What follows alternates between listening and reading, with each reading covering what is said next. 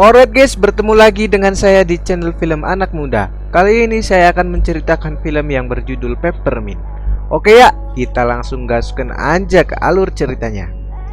Film ini menceritakan seorang ibu yang balas dendam kepada ayah yang telah membunuh suaminya dan anaknya. Ibu itu bilang, "Kamu tidak ingat aku kan?" Dan langsung menembaknya. Waduh, ngeri kali ya kan. Dengan kaki terluka, dia datang ke mobil miliknya untuk mengobati lukanya. Di area orang-orang tunawisma, dan tanpa berpikir panjang, sobekan luka di kakinya disiram pakai alkohol. Ngeri kali cuk. Terus dijahit dan ditutup pakai lakban. Kita kembali ke 5 tahun sebelumnya. Ibu ini ternyata bernama Riley dan dulu masih menjalani kehidupan yang normal. Bahkan dia anggun. Saat tiba di mobil, dia dilabrak oleh Pex yang tidak terima dia parkir di tempatnya. Bersama putri semata wayangnya yang bernama Carly, Riley dan suaminya akan mengadakan pesta bersama teman-teman sekolahnya. Ia akan datang terlambat karena harus bekerja terlebih dahulu. Lalu temannya yang bernama Mickey menawarkan pekerjaan dengan imbalan uang yang sangat besar. Meskipun Chris hanya seorang supir, Chris pun masih ragu-ragu. Sesampainya di rumah, ternyata nggak ada satupun Carly yang datang. Semua itu karena ulah dari Pex yang masih nggak terima. Akhirnya Riley mengajak Carly untuk makan pizza dan bermain di karnaval. Carly pun senang dan dia juga minta untuk dibelikan es krim. Lalu Chris mengirimkan pesan suara ke Mikey kalau dia nggak bisa mengambil pekerjaan itu karena terlalu berbahaya dan beresiko. Tak lama, Mickey sudah tertangkap dan babak belur. Ternyata berniat mencuri sesuatu dari Diego Garcia, pemimpin kelompok tersebut.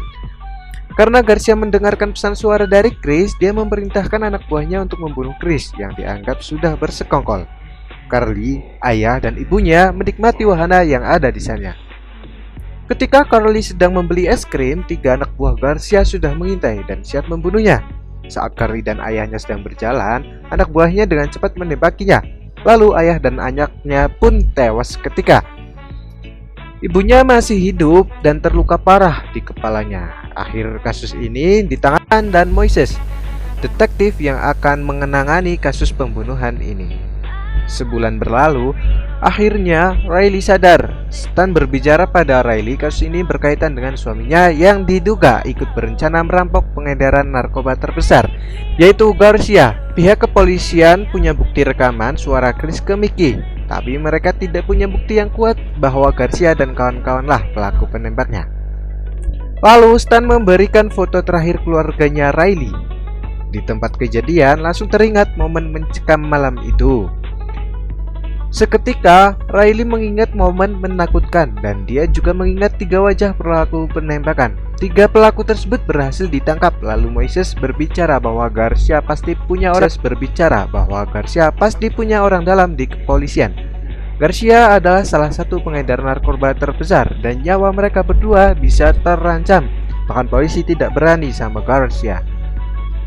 Ketika Riley mengemasi barangnya, tiba-tiba didatangi seorang pria misterius yang menyogok uang sangat banyak. Agar Riley itu tutup mulut dan tidak melanjutkan kasus ini, jelas Riley tidak mau. Ternyata pria ini adalah pengacara dari 3 tersangka tersebut yang dibayar oleh Garcia. Lalu sidang pun dimulai. Pria ini memojokkan Riley karena tidak memiliki bukti kuat. Dia juga mengatakan bahwa Riley dipengaruhi obat antidepresi yang juga sudah disuap oleh Garcia. Akhirnya memutuskan mereka bertiga tidak bersalah. Akhirnya Riley akan dikirim ke rumah sakit jiwa karena sudah dianggap gila. Riley menyerang mereka dan kabur dari sana. Setelah sekian lama, kembali ke film masa sekarang. Moises dan Stan sedang berada di lokasi pembunuhan di mana 3 pelaku penembakan, Chris dan Carly, digantung di atas kincir, tempat mereka merayakan ulang tahun Carly. Riley membawa banyak senjata serta lalu membawa foto terakhir keluarganya. Lalu dia pergi ke rumah hakim persidangan yang menangani kasus Riley. Riley mengatakan bahwa sangat menyakitkan kehilangan semua yang dimiliki. Bukan kamu yang mengadili, tapi aku. Dan yang terjadi, Riley mengebom rumah hakim. Gila bos, dibom gak tuh? FBI yang dipimpin oleh Imam bertemu. mengatakan sebelumnya Riley menghilang 5 tahun yang lalu dia merampok bank sebanyak 55.000 dolar. Polisi selalu mengejarnya tapi dia berhasil menghilang. Ketahui dari beberapa petunjuk Riley berkeliling dunia, entah dengan tujuan apa. Salah satu petunjuk yang didapat, Riley sempat mengikuti UC. Dan 3 bulan lalu Riley ini sudah kembali ke Los Angeles, tertangkap CCTV merampok banyak senjata-senjata militer. Dan hari ini tepat 5 tahun di tanggal yang sama setelah kematian suami dan anaknya. Sementara 3 tersangka penembakan tewas digantung, hakim, jaksa, dan pengacara sidang kasus Riley juga tewas dengan cara mengenaskan. Mereka pun segera mencari keberadaan Riley dan menjadikan sebagai buronan. Garcia kehilangan banyak anak buahnya. Garcia pun menjadikan Riley buronan dengan harga yang sangat tinggi. Lalu anak dari bos kartel narkoba mengancam Garcia karena dalam seminggu 2 pengiriman narkoba telah hilang. Di sebuah minimarket, Riley menghajar bapak-bapak yang kasar ke anaknya. Riley minta dia berjanji membelikan hadiah Natal untuk putranya. Di sini, Riley mengingatkan betapa pentingnya keluarga. Setelah itu, Riley sudah mendapatkan banyak informasi tentang Garcia. Riley mendatangi tempat pencucian uang mereka dan menghabisi semua orang yang ada di sana. Riley membakar semua uang milik Garcia dan mendapatkan banyak informasi dari salah satu anggota di sana. Garcia ingin keamanan diperketat dan membunuh Riley malam itu juga. Banyak berita yang menyiarkan Riley sebagai orang di balik pembunuhan akhir-akhir ini.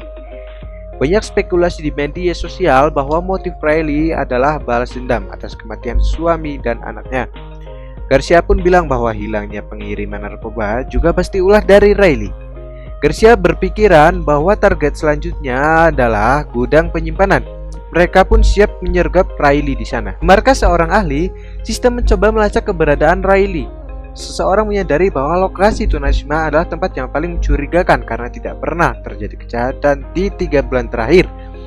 Selain itu, banyak orang di sosial media yang mendukung Riley karena mereka tahu sejarah kasus dari pembunuhan anak dan suaminya Riley.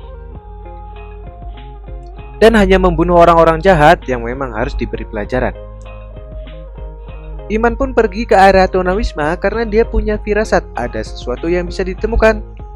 Dan setelah itu, tiba-tiba di sana seseorang pria mengatakan bahwa sudah tidak pernah ada lagi kejahatan semenjak datangnya seorang malaikat. Akhirnya tahu di sanalah tempat tinggal Riley. Perkiraan Garcia pun benar. Riley masuk ke dalam gudang. Riley yang tahu dia dijebak langsung berlindung di tempat sebelum bom diledakkan. Garcia sudah puas mengiranya Riley telah mati. Sampai ke rumah Garcia, Riley pun berhasil membajak mobil dan membunuh anak buah Garcia yang meledakkan bom di gudang. Setelah sampai di rumah Garcia, satu persatu anak buahnya berhasil dibunuh. Sampai akhirnya dia bisa menodongkan pistol ke Garcia, tapi anak Garcia datang dan itu mengacaukan perhatian Riley. Lalu polisi tiba-tiba datang dan mereka semua kabur dari sana. Pergi ke rumah Pax dan menutup luka tusukannya pakai pembalut. Ditinggal suaminya, tapi dia ini masih aja rese. Disengin lah sama si Riley. Polisi mengidentifikasi bahwa rumah itu milik Garcia. Dan Moises mengetahui fakta bahwa selama ini dia tidak mengejar tugasnya sama sekali dan tidak pernah berkoordinasi dengan divisi narkotika. Stan menyusul Inman di area tunawisma. Inman pun memberitahukan van milik Riley yang penuh dengan senjata ingin menangkap Riley, Garcia, serta para pemasoknya. Inman akhirnya rumor orang di dalam kepolisian itu benar dan menembak Inman karena dia adalah orang dalam dari Garcia. Stan akhirnya memberitahu Garcia di mana van Riley berada. Akhirnya Garcia mengerahkan semua anggota yang tersisa pergi ke sana. Riley yang sudah kembali sudah tidak sanggup berdiri dan bersembunyi di dalam gudang sampai akhirnya datanglah bayangan putrinya yang memanggil dan menguatkan dirinya untuk bangkit. Riley mengambil salah satu HT milik anggota agar bisa mengetahui keberadaan mereka, lalu pertarungan pun dimulai. Riley mengancam mereka dengan HT untuk pergi dari sana atau dia akan membunuh mereka semua. Tapi Garcia tahu jika Riley sedang terluka parah dan kalah jumlah. Setelah itu, Riley menantang balik Garcia, lalu terdengar telepon dari tong sampah di mana ada mayat Inman di dalamnya. Riley merekam kejadian di sana dan disiarkan oleh berita. Riley memberitahukan adanya polisi korup, yaitu Stan dan juga Garcia serta seluruh anak buahnya yang telah membunuh suami dan anaknya. Riley memancing semua orang datang ke lokasi, termasuk polisi. Garcia mengancam Riley dengan akan menembak anak kecil bernama Maria. Riley sengaja mengulur waktu dengan menghina Garcia sampai akhirnya polisi datang. Garcia menganggap Stan berkhianat dan menembaknya. Dap menyamar menjadi orang-orang di sana untuk mencoba kabur, tapi Riley menghalangi dan akan menembak Garcia. Jess menegurnya supaya mengurungkan niatnya, tapi yang diinginkan Riley hanyalah kematian Garcia. Lalu Riley menembak Garcia untuk membalaskan dendamnya. Tiba-tiba Riley menghilang dan polisi kehilangan jejaknya. Akan tetapi Moses sudah tahu tujuannya Riley selanjutnya. Riley sudah terluka parah, akhirnya dia pingsan dan langsung dibawa ke rumah sakit. Berita mengatakan bahwa masyarakat menganggap Riley sebagai pahlawan, tapi tidak pihak kepolisian yang mengatakan sebaliknya Riley akan dihukum atas perbuatannya. Moses pun mendatangi kamar Riley dan mengatakan bahwa dia telah membunuh banyak orang, menghancurkan operasi besar narkoba, dan mengungkap polisi korup di departemennya. Moses pun berharap Riley bisa cepat sembuh sambil menyalami tangannya dan memberikan kunci. Kata Riley, terima kasih sudah membebaskanku. Dan Riley berhasil kabur. Dan akhirnya cerita pun tamat. Oke ya, itulah alur cerita film Peppermint. Dan mohon dukung channel ini dengan cara subscribe, like, dan komen. Thank you and bye-bye.